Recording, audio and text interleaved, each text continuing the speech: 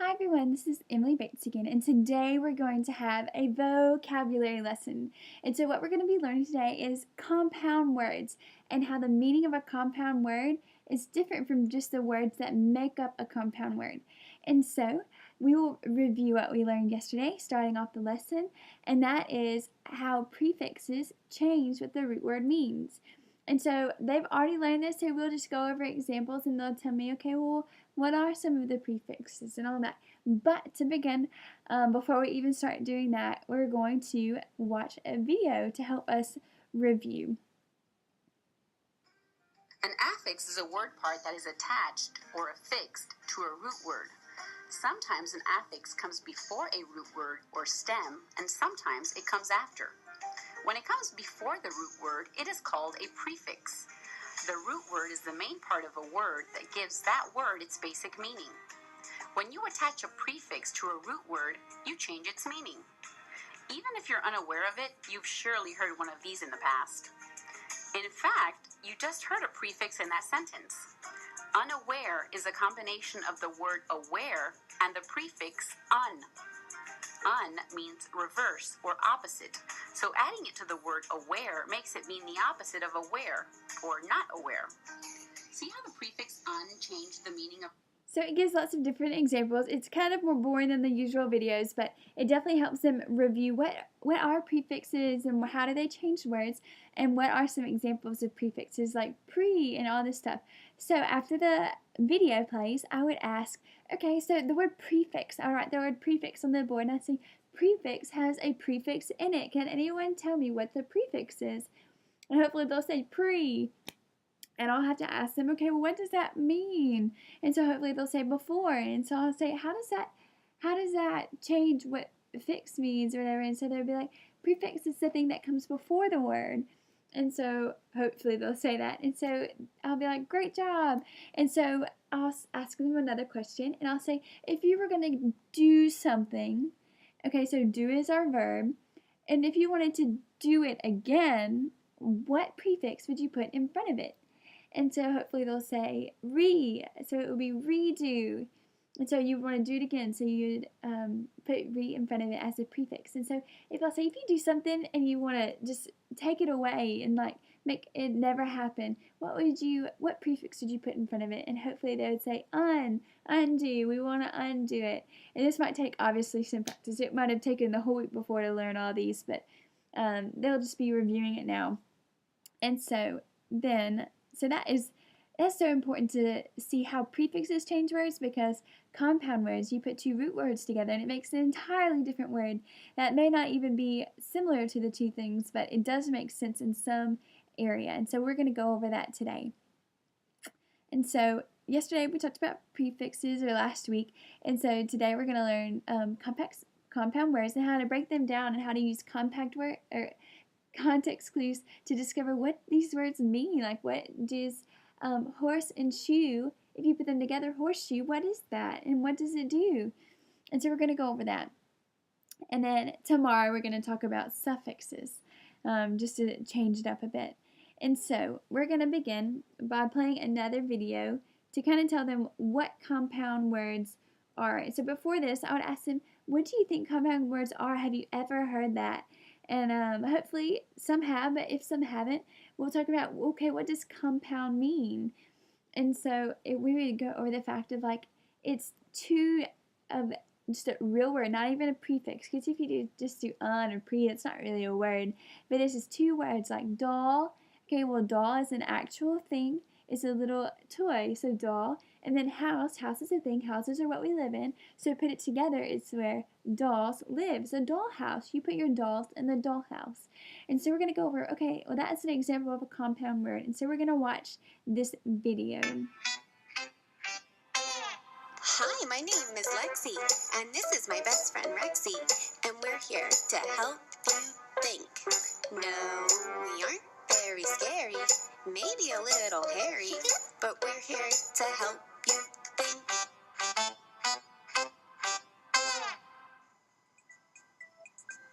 Yeehaw!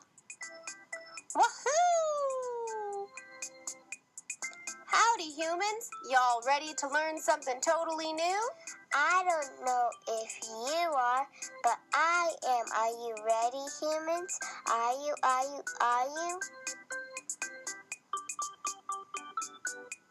Alrighty then, let's get started. Compound words.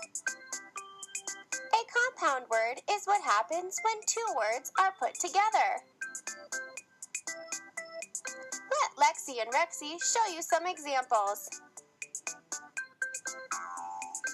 If we have Cow, and boy, we make cowboy.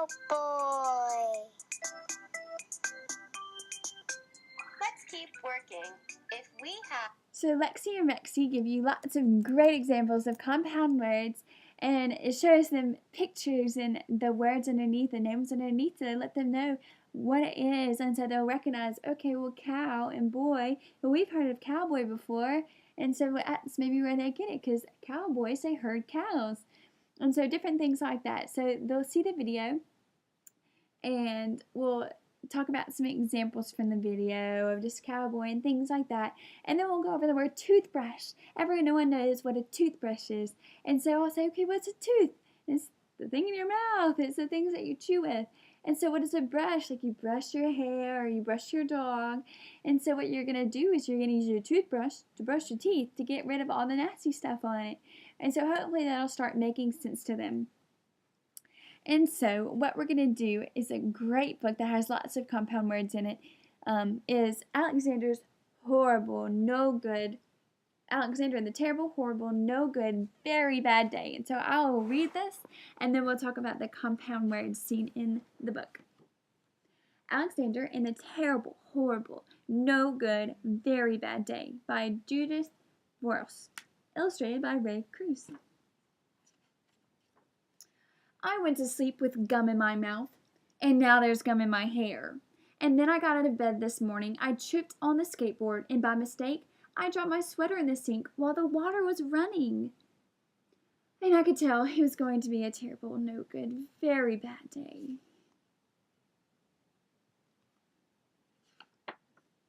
At breakfast, Anthony found a Corvette Stingray car kit in his breakfast cereal box, and Nick found a junior undercover agent code ring in his breakfast cereal box.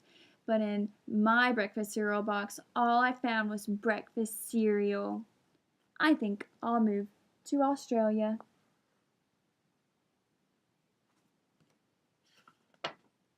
In the carpool, Miss Gibson let Becky have a seat by the window. Audrey and Elliot got seats by the window too. I said I was being scrunched. I said I was being smushed. I said if I don't get a seat by the window, I'm going to be car sick. No one even answered. I could tell it was going to be a terrible, horrible, no good, very bad day. At school, Miss Dickens liked Paul's picture of the sailboat better than my picture of the invisible castle. At singing time, she said I sang too loud. At counting time, she said I left out 16. Who needs 16? I could tell it was going to be a terrible, horrible, no good, very bad day. I could tell because Paul said I wasn't his best friend anymore. He said that Philip Parker was his best friend, and that Albert Moya was his next best friend, and that I was only his third best friend. I hope you sit on a tack, I said to Paul. I hope the next time you get a double-decker strawberry ice cream cone on the ice cream cone, the ice cream falls off of the cone part and lands in Australia.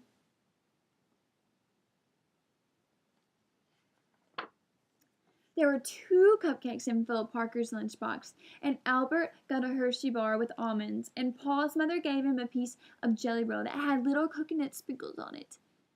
Guess whose mother forgot to put in dessert? It was a terrible, horrible, no good, very bad day. That's what it was, because after school, my mom took us all to the dentist, and Dr. Fields found a cavity in just me. Come back next week and I'll fix it, said Dr. Fields.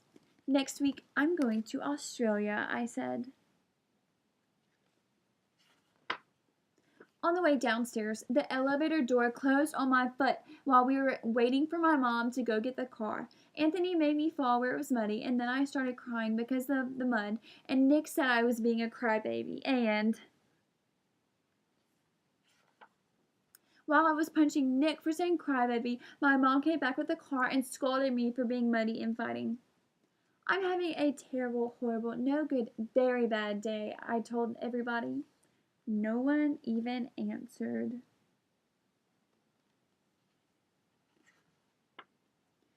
So then we went to the shoe store to buy some sneakers.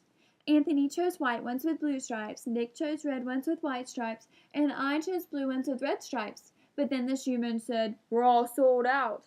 They made me buy plain old white ones, but they can't make me wear them.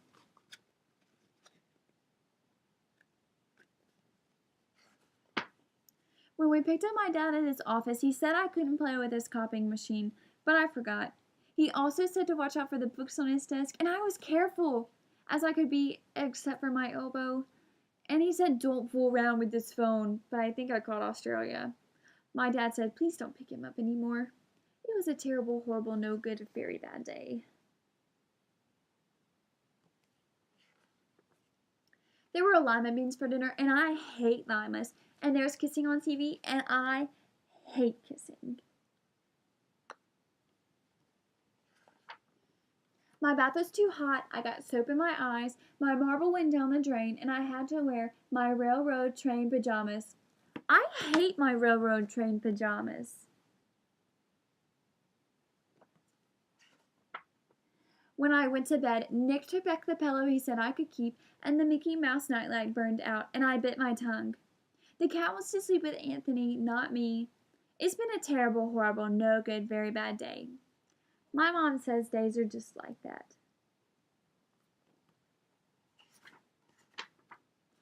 Even in Australia. So I asked him, did you hear any of the compound words? And the first time I read it, I wasn't even looking for compound words. I never knew how many were in it, but there's a ton in it. And so the very first one is on page 1, and we're going to look over it, and we'll go back to the page so that they can see the word in the picture. And so the first one is, he tripped over a skateboard, okay? So, okay, what is a skate? Has anyone ever skated before? And so hopefully they know what skates look like. And I'll be like, okay, well, board. Has anyone ever seen just a board, a wooden board? And so what do you think a skateboard would be from that? And hopefully some kids have seen a skateboard before. And so it's a board on skates, okay? So that's crazy how similar the word is, and it tells us its meaning just from looking at the root words in a compound word. And so next is the undercover spy ring in the breakfast cereal. And so undercover, okay? So detectives go undercover. And so under, what does that mean? Okay, you're under something, and then cover, okay? So you're covering yourself. So undercover people don't want to be seen. And so if you're under a cover, you're not going to be seen. And so we're just going to see how all of this is starting to make sense. And so another one was sailboat and anymore and strawberry and cupcakes. Okay, what is a cupcake? It's a cake in a cup-like form. Or like downstairs, okay? They're the stairs going down. You're going down the stairs. Or crybaby. What is a crybaby? Someone who's being a baby and crying even though they're not really a baby. Or shoe store. It's a store that contains shoes. All of these are compound words. Or railroad track pajamas. And so all of these are real words. They're real words, like if you break them apart, they're not going to change into like a prefix that isn't a real word. It's going to be two real words that are joining together to make a whole new word. And so like car sick, okay, car and sick. If you get sick in the car, you get car sick. And hopefully this is going to start making sense to them. And so what we're going to do after that is they're going to get a puzzle activity. And I'm going to attach that instead of showing you that. They're just puzzle pieces with different pictures of words on it. And so I think one of them is a toothbrush. And so it's going to have a picture of a tooth and then of a brush. And so they're going to have to actually those are just in one little puzzle form. So on one puzzle piece it's going to say tooth, and on another it's going to say brush, and they're going to connect together, but they're all going to be mixed up at first. And I'm going to get them to join in groups of 4, and they're going to be able to put all those puzzle pieces together and make compound words. And then on a sheet of paper they're going to write the compound words on it, and then they're going to try to figure out, okay, what is the definition? What is this actually really when all the 2 words come together? And so toothbrush is a brush that brushes your teeth, and so everybody knows what a toothbrush is. Or a fire truck is one of them. And so it's going to show a truck and a fire. And so fire truck, a truck that goes to put out fires. And then a football, it's going to have a picture of a foot and a picture of a ball. And so a football is a ball that you kick with your foot, unless you're in America, and then you just throw it with your hands. Because in Spanish countries, this is a good way that we can bring in different cultures, is just, okay, a football in Mexico or something, or Spain, where they play soccer a lot, they call that football instead of what we call football, because ours doesn't really make sense, but theirs does. And so a sunflower is a flower that looks like the sun. It's got little petals that are yellow and they stand out like the sun. Or a starfish, it's a fish that looks like a star. And all these things make sense, but it's for them to recognize that's a compound word. If you break it apart, they're 2 different words, but if you put them together, they make a real word too. And so butterfly is one of my favorites. Okay, so a butter and a fly, is it just a fly with butter on it? No, it's a totally different thing. And so they're going to start working together to match up those words. And so then we're going to move to the board, and then I'm going to get the students to say some of the words that they matched. And so what we're going to do is I'm going to get each student to come and write one of the words on the board. And we're going to kind of dissect the words. And so we're going to cut those words apart, and we're going to say, okay, fire truck, what is a fire? What is a truck? Okay, from those 2 words, what do you think that if they were joined together, what do you think it would be? A truck on fire? No, it's a truck to put out fires. So it all is in the context of what we're talking about. And so we're going to show pictures of these words. I'm going to have pictures to show them what does a fire truck look like. It's a big red fire truck. Everyone knows what fire trucks look like. And so we're going to have a visual to go along with the meeting. And so then we're going to give other examples like butterfly, and horseshoe is one of the words. So we're going to be like, is it a shoe made out of a horse? No, it's a shoe that you put on a horse. And just how lots of different things can give us different ideas about the word, but there's really one idea of the word. There's only one fire truck. There's only one type of horseshoe, and things like that. And so for their homework, they're going to get a matching sheet. And so it's going to be a worksheet with pictures in 2 columns, and they're going to be drawing and matching which ones make a real compound word. And so there might be a shoe and a horse, but they can line that up, and they have to write the word at the bottom of what they matched, and then write a definition of what they think it is, and then we'll check it the next day. And for those who finish early, they can go get a book from our little library area in the classroom, and they can search the book and try to find as many compound words as they can. And then for my students with special needs, those with a reading disability will be paired with a paraprofessional, and they're going to get cards with a picture and plus sign. And these are my homemade ones, but obviously they'll be really cute, much cuter whenever I use them in the class. But this next example, I say this is a skate and this is a board. So if you put it together, it becomes skateboard. And so what they're going to be doing in these areas, and this is what my English learners will be doing too, of knowing, okay, well, soccer and football are 2 totally different things in America, and different things like that. They might not know what a skate looks like and what a board looks like. And so we'll figure out, okay, these are what these are. And so if we put them together, what do you think they become? And so we're going to just do that like we did in the real class, but slowly. And so they're going to have star and fish. And this one is notebook, my good drawing skills here. And then this one is a bookshelf, even though that doesn't really look like it. And this is a lighthouse. It's a house that houses light, okay? And so just little words like that. And so that's what we're going to be doing for our special needs kids. And then for remediation, they're going to do the same thing with me at the back of the class at a later point of the day, and just kind of go over slowly, okay, well, if we break these apart, what are these? And if we put them together, what do you think they're going to be? And kind of go over that. Make sure they know like what the root words are in general.